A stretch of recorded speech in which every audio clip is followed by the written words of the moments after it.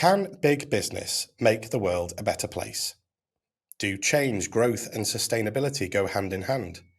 How can you grow your business and have a positive impact? How do we balance profit, people, and planet?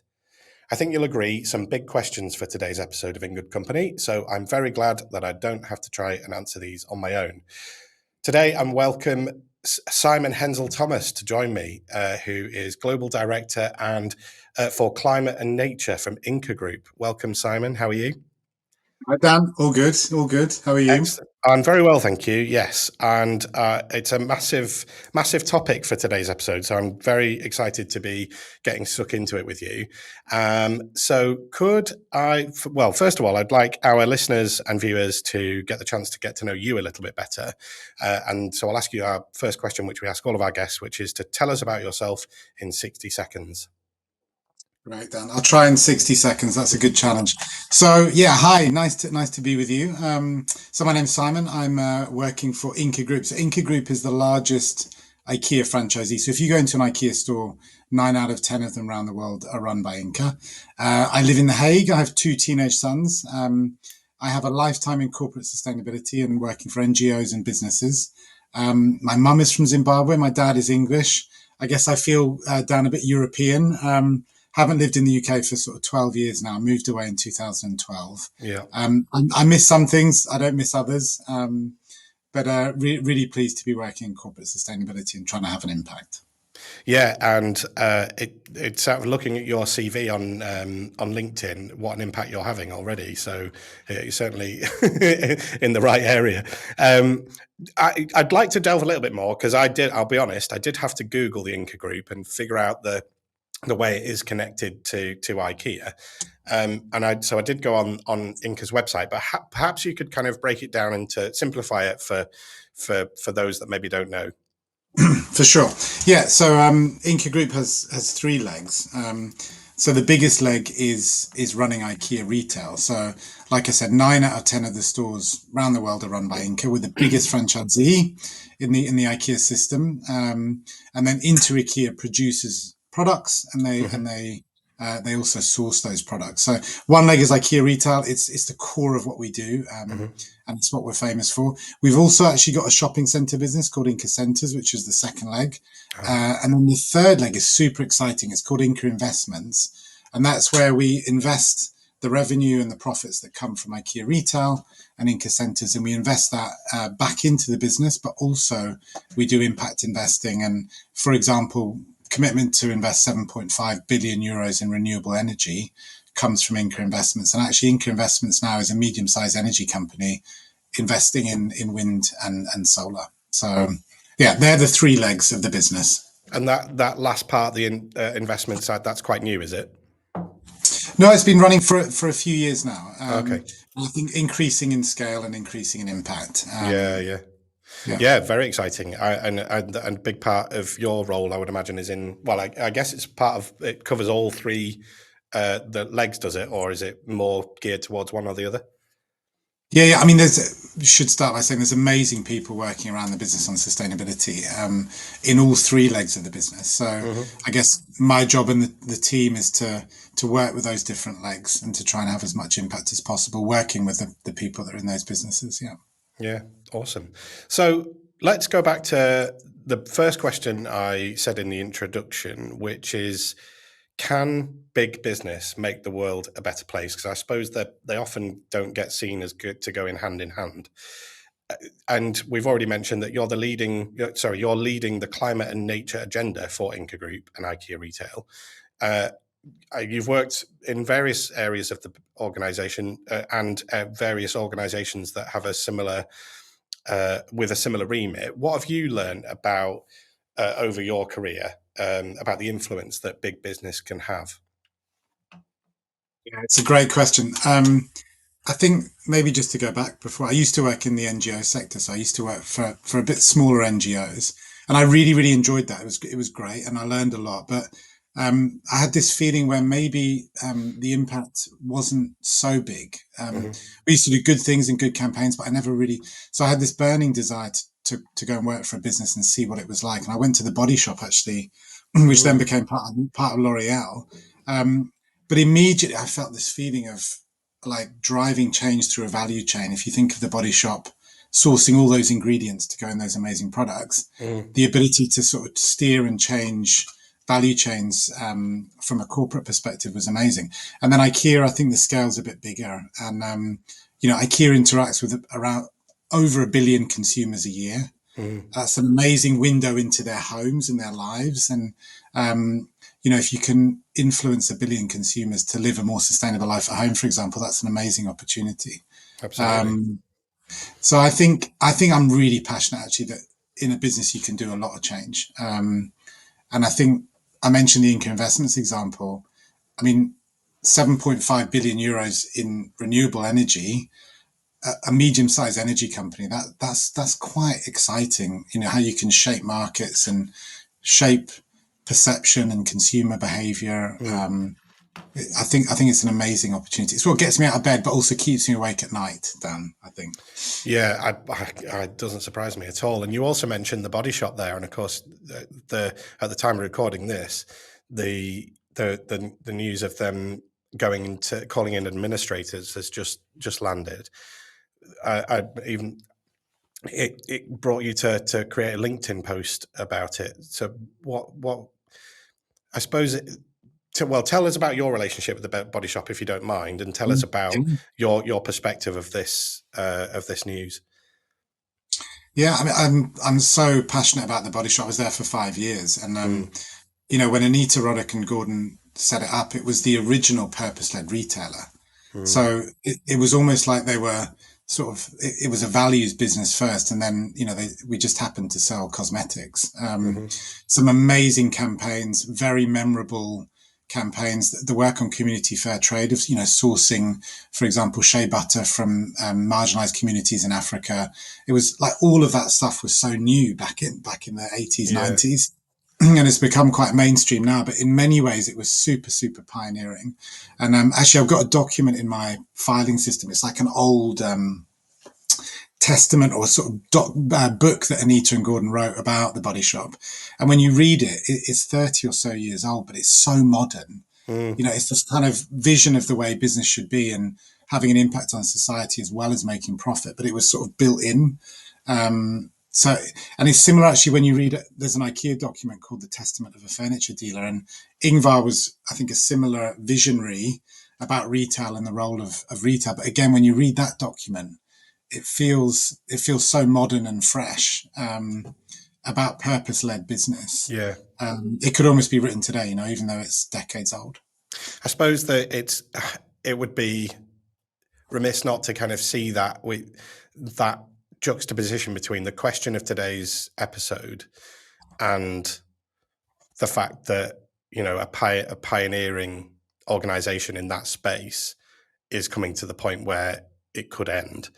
And I wonder, like, from your perspective, either maybe not what they did wrong, but what could have avoided this. Is it down to the organization, or is it down to the consumer, or is it a combination of the two? What do you think? Yeah, it's difficult. I don't exactly know what's going on at the Body Shop now. Yeah, It seems challenging times, so I really feel for everyone there. I think I remember at the time when Anita sold the Body Shop to L'Oreal, the vision was that by selling to L'Oreal that she and the Body Shop could create change within a bigger brand, yeah, right. sort of spread that way of doing business. And actually, I think if you look at L'Oreal's position on sustainability now, in some ways she was right. Because I think L'Oreal is largely regarded as a leader now and doing some really good things. Yeah, Um, so I think that visionary part was probably right. I don't know where it's gone wrong, to be honest, Dan, but I think since then there've been multiple owners and yeah. maybe it's tough times. Yeah.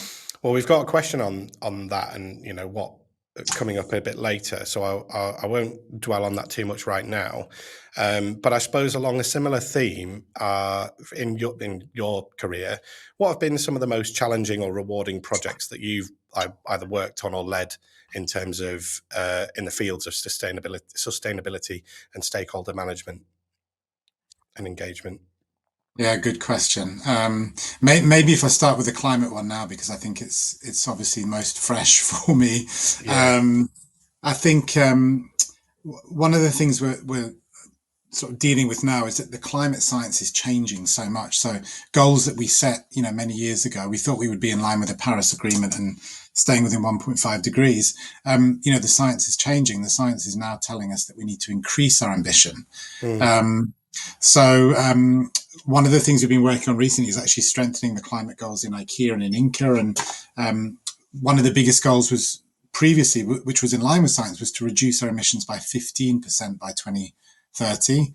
And now the ambition we've upped to reduce by 50, so 50 by 2030, which is in line with the science. So it's not only IKEA that needs to do that. All businesses need to yeah, reduce by 50% by 2030. But that's a massive, undertaking for any business.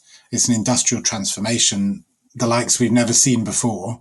yeah, Um, so I think leading that through the business and getting the business to join us on that journey, that's a big change management journey. And everyone leans in a company like IKEA. Everyone wants to lean in and play their role, but there are dilemmas, there are trade-offs, there are things that you need to really dig into. And so that, yeah, I think that decarbonisation journey is a really good example. It's rewarding, it's challenging, and you're kind of fundamentally rewiring a company to try and have positive impact. Can you give So I think, some like specific examples around the decarbonisation journey that you're doing?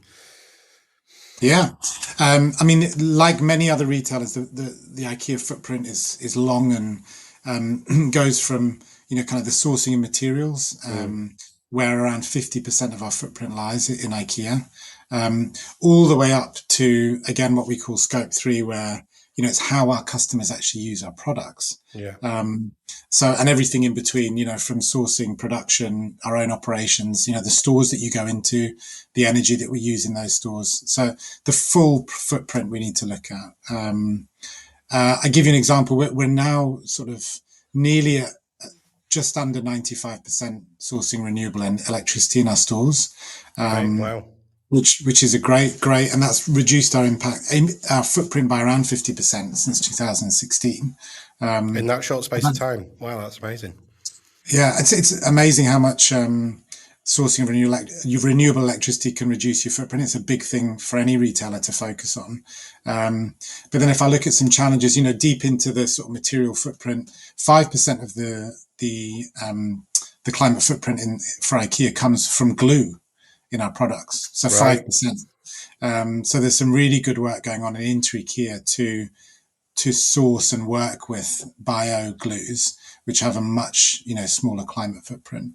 Um, so I think also maybe worth mentioning that a big part of us meeting our climate goals will also come from circularity. So the more we can reuse materials, recycle materials, get them yeah. back into the system, work with customers to do that. A circular society will be a net positive society. So that's also a big part of the work. Yeah, yeah. We say I've seen a few clothing brands that are starting to work on that sort of model, aren't they? I remember, um, yeah, a company that I bought a few t-shirts from last time, and I'd never really considered it before, but where they recycle old clothing to then make it into their new clothing. Sorry, and yeah, I found the whole process fascinating and all located fairly closely to well, in the Isle of Wight, I think this particular company was. Amazing. Found that whole, yeah, it is. I know one thing that, well, just while you were talking there, was um, in one of IKEA's recent ads in the UK, and it never really struck me until we were having this conversation, was a bed that grows with a child. And suddenly I'm just thinking, well, actually, yeah, there's the advantage of not having to buy 3 or 4 beds in a child lifetime, but also that's 3 or 4 less beds that you have to manufacture. And it's sort of that level of ingenuity and innovation, and that's only going to uh, help the world going forward, isn't it? And in such a large scale, such as IKEA, I think that's a big, I think that's a big thing, and because ultimately they'll be trendsetters and influencers within the business world and manufacturing world to be able to do that. Um, Absolutely. yeah, yeah, it's fascinating. Yeah, and I think a big part, But Dan, of that. it wasn't marketed like that either. It was marketed about the human element, the human side of it, and the benefit to the customer, or the direct benefit to the customer, not about, well, actually, the knock-on effect is that we're having to make less beds as a result. So I thought that was really interesting. Yeah, and of course, a big part of circularity is, making products last longer and making them more durable, and enabling consumers to fix products with spare parts, which is something we looked a lot last year, and then at the end of life to be able to bring them back. And our sort of resell areas or our buyback areas in store are really successful, Right. where customers can bring back something and trade it in and buy something else. Yeah. Customers want, especially in this day and age, when inflation is high and costs are high, the ability to make stuff last longer is really important. Yeah. That's fascinating. I must be honest, I'd not come across that with IKEA before. So yeah, I'll definitely look into that. With that in mind, then let's look at sort of longevity of change, I suppose. So how in a nutshell, how are we going to make lasting and positive impact changes? Because there are targets, task force, and goals at all levels. But what in reality will make the most difference? Yeah, well, I think that's the million million dollar question. Yeah. I think maybe the first thing to say is, businesses play a role, but we're not the only players in the system, right? So if you're looking at the energy system, that is the biggest industrial transformation since the Industrial Revolution. It's massive, Mm. and the only way we'll achieve that is, of course, businesses, governments, consumers, everyone has to play a role, because that's a systemic change. Yeah. From an economy that relies on fossil fuel to one that is totally independent of it, that's got to happen in we've got to halve emissions in 6 or 7 years. Mm.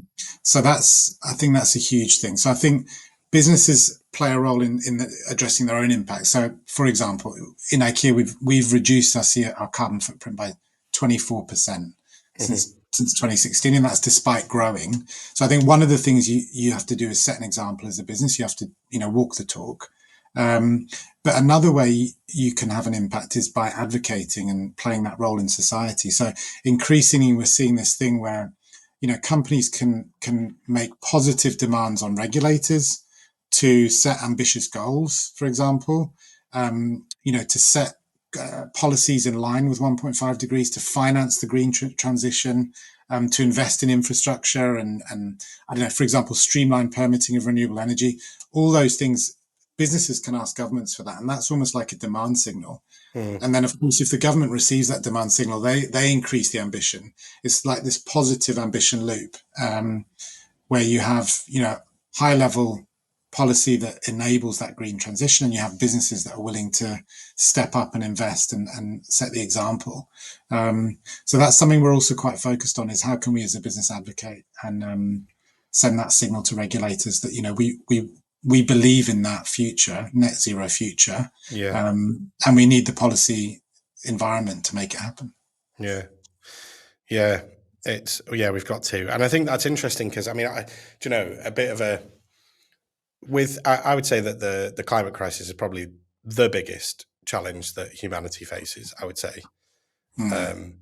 And I kind of, sometimes lying awake at night, and you might think, at what point do we go, all right, we all need to do this. It's not, you can have, I think that, and as long as countries as they are exist, the globe or the planet or humanity won't necessarily be able to tackle something, because there'll always be something that, like, whether it's conflict or whether it's difference of opinion, that I suppose what I'm trying to say is, like, I wonder if there'll ever be a point in the future of humanity where country borders like dissolve and we all just work together to solve global problems like one big community. Whether it'll ever happen, well, it certainly probably won't happen in my lifetime, but that's one of my lying awake at night thoughts, of the future. Oh, I think there's a song about that, Dan, somewhere. But Probably. I totally agree, and I think in a way, climate geopolitically is a mixed example right now. Right, we've made some good steps forward. The Paris Agreement was incredible, and then if you look at some of the COP processes and meetings we've had good ones and bad ones, I think, in the last few years. But overall, if you look at half glass full, we have an ambition which is 1.5 degrees. It's a limit. It's not a target. We Hmm. have very clear standards and systems where companies can then translate that 1.5 degrees into tangible action. And, most of the solutions to the climate crisis exist today already. We Yes. just need to implement and scale them. We actually don't need to invent anything necessarily. We just need to scale, finance, roll out. And so, if you're a half glass full kind of person, then we've got all the ingredients. We just need to make it happen. Yeah. And I suppose the more that humans take an interest and actively want to make a change. I mean, we in the research for this episode, we talked about climate activists and things like that, and the way that that's approached. But there's so many ways that we as individuals, as people, um, can be doing their bit to help with the climate crisis. But and of course, one of them is supporting businesses with that purpose, with but and by the sounds of it, if it's made accessible, because I think uh, we can. There is you have to have a certain level of income to buy an electric car, or to at the moment to be in some ways seen to be as sustainable as possible. It seems to be easier for people on higher incomes than those, particularly in other countries. You've only got to go to some developing countries where you see the problem with plastic and litter and in watercourses and that kind of thing. So it's like what can we do as individuals? I suppose is that question of where does our responsibility lie, and how can we support that? And by the sounds of it, if large businesses take that action first, then they can be supported by the individual. I think that was quite interesting. Yeah, I think so. I mean, and this is something we're super passionate about as well, because what we find, we also do this kind of research, Dan, where we recently did a big survey of our customers, and what we find is exactly what you describe, which is around two-thirds are very concerned about climate change, roughly. Um, and the challenge they have is they're not quite sure what to do. So they're not quite sure on the right actions, which ones will drive the biggest impact. Mm, And they also find cost is a big barrier. And that mm, we've noticed that barrier to action has actually increased, of course, in the last couple of years with inflation and everything. Um, mm, but if you can make sustainability affordable and accessible and simple to understand, then that's exactly what will lead to consumers and people picking it up. yeah, So yeah, I totally agree with you. And also there's this thing of like, why should sustainability be a luxury for the few? I mean, that's yeah, it's never going to scale, yeah, right? Why should only people with thick wallets be the only ones able to afford sustainability? It really should be accessible for everyone, and mm, that's got to be the vision if you want to have change at scale, right? yeah. I couldn't agree more. And I suppose the more people that take that approach and attitude towards it, the better it's going to be. So, with that in mind, how do you bring people with you? What leadership skills are needed to engage people with change? Yeah, and I would not pretend to be an expert on this. I think still learning, and I think maybe that's the first thing I think with leadership is it's a continuous journey. So, Mm, even when you think you've got all the answers, you suddenly realize you know nothing. I think that humility I think is really important, and the only constant I guess is making mistakes in leadership and learning from that and trying to get better. I think maybe the biggest thing I feel is that in sustainability now we've moved from evangelism, you know this is the right thing to do, and you know convincing people of the why, mm, especially in a business like IKEA where everyone's all in. You don't need to convince on the why. It's much mhm. more on the it's much more on the how. um, so to do that, I think you need big ears. There's a phrase in Sweden where you got two ears and one mouth. So you should listen for twice as much as you speak. I think that's so true. Oh, I You know, really as like that. sustainability professionals where, you know, understand the business. I love this thing where go into a conversation with other people, and the first question you should ask is, what are your greatest fears? Because that unlocks everything then. Because, if it was that simple to change, everyone would have done it already, right? Change Yeah, management is always a complex thing. So what is yeah, it that's holding us back? What are the dilemmas? What are the fears? And I think that humble question tends to unlock a lot of action in the business and mm, brings people with you. And I think also there's a tendency for arrogance in sustainability. And I say that as someone who's been in it for many years, where I think it's almost a, you know, holier than thou sort of thing, where actually everyone I meet always wants to do the right thing, mm, and sometimes they have immense motivation. It's just that you need to help figure out how to do it yeah, together. Um, so you need to really place yourself where people are. yeah, Um, I think maybe there's also something about resilience as well that you get a lot of knockbacks because it is change management. So there's a lot of mm, questions and challenges. I think you have to be quite resilient in that, and not put the weight of the world on your shoulders. It's not down to one man or woman or person, or it's a team effort. Um, so I yeah. And think, yeah, there's something I've picked up on what you talked there is a lot of it is about education at different levels, isn't it? Because it's not just educate like the in I'm thinking age wise, that I wonder if sustainability or anything to do with climate is now becoming part of school curriculum. That's just something that I wonder if somebody's doing something about that. I've never really looked into it, but maybe I should. And then, of course, yeah, the learning never stops because there'll be with age usually comes that sort of the reluctance to learn more in some circumstances. So, I mean, we've seen it, and again, we chatted about this before coming to this, like that, the way that some climate activists have gone about trying to get the message across. It certainly gets noticed, but it also meets uh, barriers and walls where people and reluctance to kind of and anger. And I would sort of argue that maybe that's not the right way to get your message properly heard.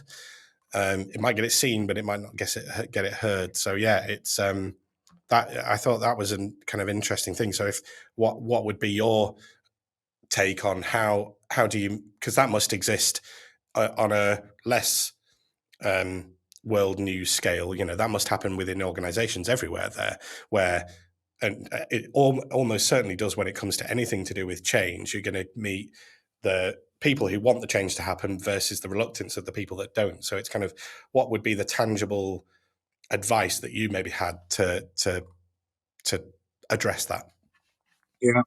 Yeah, and I think, I mean, I've got deep respect for the climate activist movement because I think we need all kind of personalities to play a role in a way. And I think Mm, the climate activist movement's done amazing things to get stuff on the map and yeah. move the agenda. And so I've got a lot of respect for that. I think when you're more into the how, um, you need less of that, in my opinion, especially within a business, because you need doers, you Mm, need problem solvers. You need people to sort of reach out across functions as well. Every function's got to work together.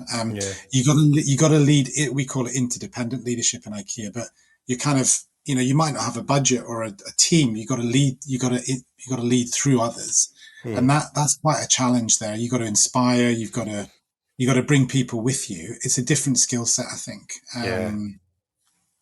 Yeah, and you got to show the way and lead by example and give solutions. And also, I think there's something about I like to call it naive optimism, where you it might seem impossible, but you've got to stay optimistic because Yeah. otherwise, what have you got left? That's very, yes, definitely resonates with me that it's yeah, if you were suddenly to go, oh, it's not, it's too far gone, then hope's got to come in there somewhere. Otherwise, yeah, what is the point? So yeah, it's yeah, I fully agree with you there. And I was always curious to delve into how just sustainability has has come to the forefront of organizational minds. I suppose what I'm trying to say is sustainability hasn't always had a seat at board level discussions. So, in your career, what have you noticed in terms of change? What have you done to build the confidence, trust, and knowledge of your stakeholders? Yeah, great question, Dan. I think the biggest change I've seen is this change from the why to the how, which I just talked about. Mm, I think you know to lead sustainability in a business now, I think is totally different to what it was 20 or 30 years ago. And I think also maybe it moving from being a technical discipline, like of course, climate science is important, but what does that mean if I'm a purchasing manager or a real estate manager or yeah. a marketing person? You need to sort of translate it into action in a business. It's not enough just to be a climate scientist and go into a business. I think that's probably the biggest change.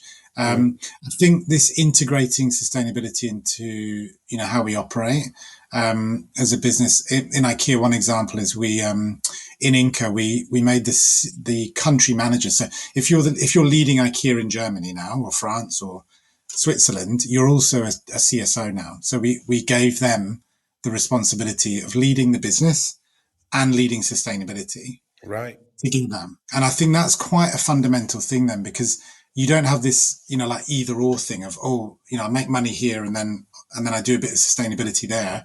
It's Mm, actually that they should go hand in hand. And I think in many ways, with the changes in regulation coming that we see, especially in Europe, what was the ceiling is almost now the floor as well. yeah. So you've got a sort of wave where to be a business fit for the future, there's some very basic requirements that you need to fulfill, including, for example, having a climate transition plan Mm, now, which will be part of regulation. So I think that will hopefully bring a whole load of companies along with us on the journey. yeah. Um, Did that meet any resistance? The turning, well, if you're able to mm, say, but or was there a based on what we talked about earlier, the turning managers into CSOs as well? Did that have like were people willing to what not were people excited about that as a prospect, or was there a bit of a oh, I'm not so sure about that, I don't know if I'm up to the task, that type of thing? it was the opposite, actually. I think there was so much enthusiasm for it, and there still is. And so I think maybe that's a bit of a privilege of working for a company like Inca or IKEA, but that everyone's all in. So it was more okay. What does that mean for me though? Yeah, Give me some tools there. How can I do that effectively to really live up to the job title? yeah, I think that was more the question. But no, everyone was all in. Um, you roll that out to other functions. It's not only country managers, but like I said, if you're leading procurement or real estate, mm, okay, well, I'm also a CSO now because yeah, there's so many things, we have to do across the business. And what does that then mean for my objectives and my business yeah. plan? It's got to be baked in.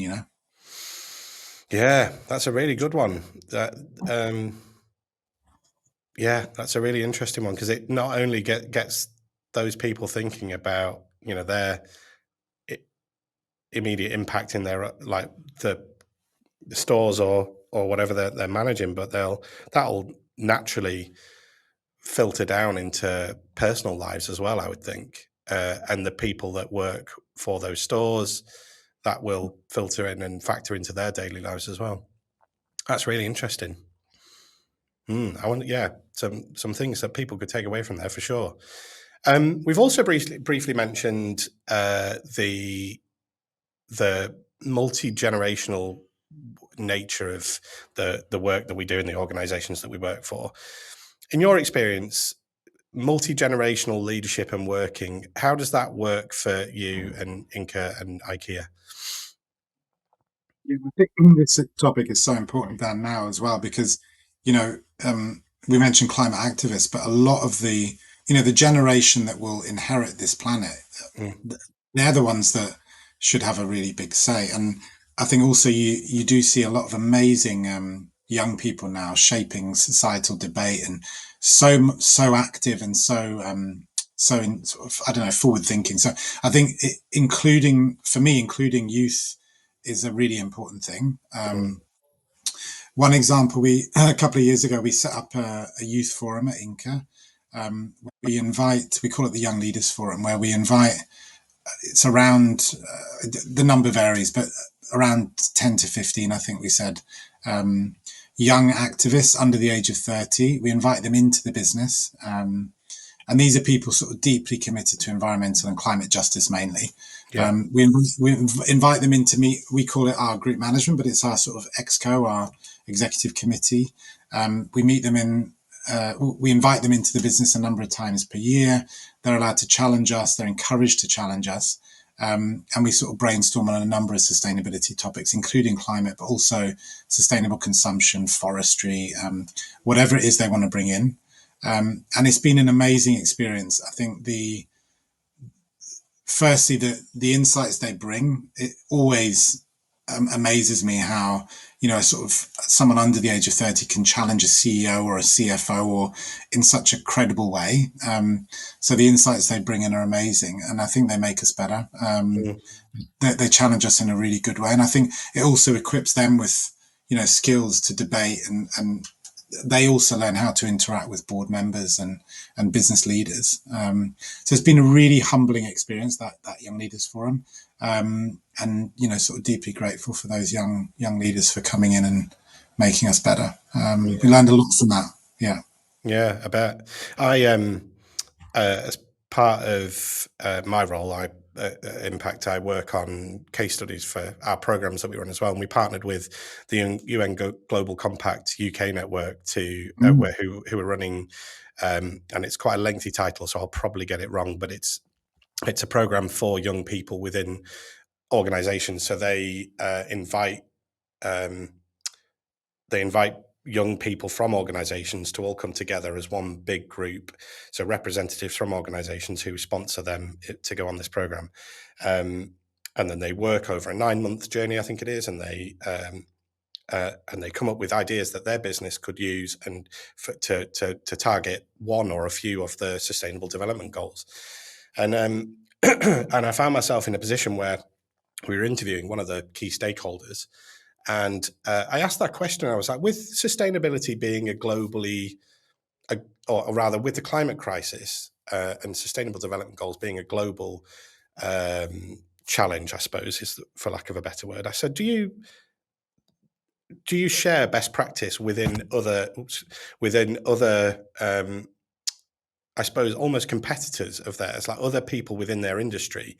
You can say, oh, we've got this great idea for how to tackle a certain thing within, I don't know, construction, for example, how to maybe we've had this brilliant set of innovation. Do you then share best practice with other organizations? Because surely it's not about, or if it's to do with tackling the climate crisis, then it's bigger picture than just for that organization to be a sales thing. And I was curious to get your take on that.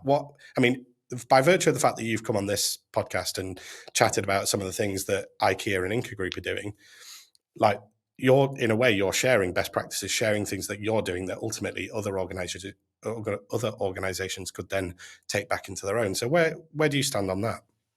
Yeah. I mean, for me, this is pre-competitive and it's not always that simple, but Sure. if you go back to the thing we were saying about, the solutions exist now. Yeah. If you take climate as a topic, so we don't necessarily need to invent anything. We just need to spread and go through value chains and re-engineer them and do all kinds of stuff like that. So I think that's one example. We've set up something called an Action Speaks platform, which was born from that idea that this idea that so many people want to take action. Say over 2/3. I think it's 68% want to do more, but they don't know how.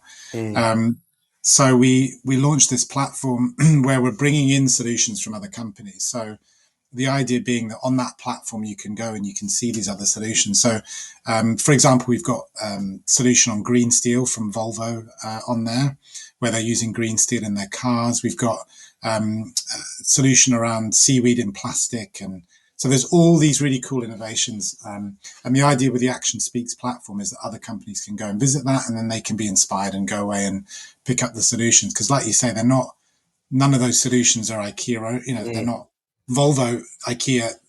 It's their solutions for everyone to pick up. Yeah. So I think that's one example. We're involved in a lot of coalitions actually where we try and do that. And the most inspiring part sometimes of the job, because you do get hope from it. Often when you meet people, everyone wants to do the same thing in different companies. It's just scratching their heads on how to do it.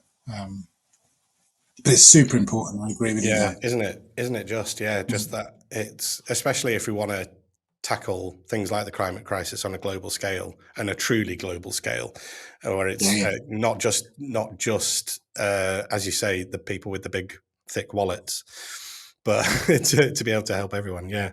Yeah, and Listen. if you look at the sorry, I was going to say the Yeah. with this thing around, I don't know if it's a bit technical, but scope 1, 2, and 3 climate. So scope 3 is your that's outside your direct control. So for IKEA, that's the materials agenda, or it's how our customers use our products. Hmm. As examples, you know, there's this thing that everyone keeps saying that someone's scope 3 is someone else's scope 1, and Hmm. it's so true that if you're in these complex value chains, you can end up collaborating with the right people in that value chain. You can have quite a big impact through the value chain. Yeah. So it's exciting. It's also complex. Yeah. Yeah. No, nothing's ever simple, is it? Let's be honest. um, I'm very sad to say that we've got to our last question, because I could speak to you probably for hours, but we sadly haven't got time to. So our final question is the same question we ask all of our guests, which is, if you were to start your career again and knowing what you know now, what would be the best piece of advice you would give yourself? I love this question. I think I would say take life less seriously. I would also say be happy and comfortable being the youngest person in the room. I always remember when I was sort of at the beginning of my career, I used to feel a bit awkward and think, oh, but everyone else seems so much more experienced than me. But actually, it's a gift to be the youngest person in the room. It doesn't last forever, so enjoy it. Um, I think I would also, for me, there's a big thing around self care. I think, Mm, don't have the weight of the world on your shoulders. There's plenty of really good people working on this area. Together we'll save the world, but you won't do it alone. So, I often find with sustainability people, they take the job home, they wear it, which is good. It's good to be passionate, but you've also got to look after yourself. Maybe I'd say invest in Tesla as well before they were, very, very successful. yeah, Benefit yeah, from that's the true. rising share price. Yeah. Yeah. Yes, that's very true. And investing, just if with in 2019, it would have been a good time to invest in things like Zoom, things like Yeah, that. That would be good. exactly. Yeah. Yeah. Invent a uh, time machine down then with a. well, yeah. Well, I mean, I often use this as a sort of an opportunity to almost throw the answer back to our guests, where and although this only might be 50% possible, which is that, are you living by those sort of that advice now, but it might, I mean, with the greatest respect, it might not be possible to be the youngest person in the room anymore. I don't know. It's But absolutely not. but certainly on the self-care things, do you look after Yeah, yeah, I yourself enough? do. Yeah. That part, I got better at that. I think you also become a bit more pragmatic, I think, with age, where you win some and you lose some, and I think if you this community feeling, I think when you build a community of people who most people want the same thing, and certainly in IKEA it's the case where you feel very much supported. So I think this, yeah, don't be too much of an evangelist where you think you're Yeah. alone.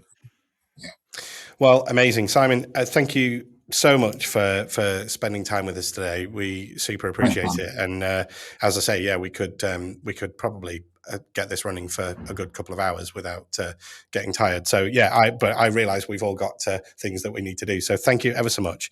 And that just Thanks, leaves man. me to say that if you'd like to either connect with myself or Simon on LinkedIn, you'll find the links in the description.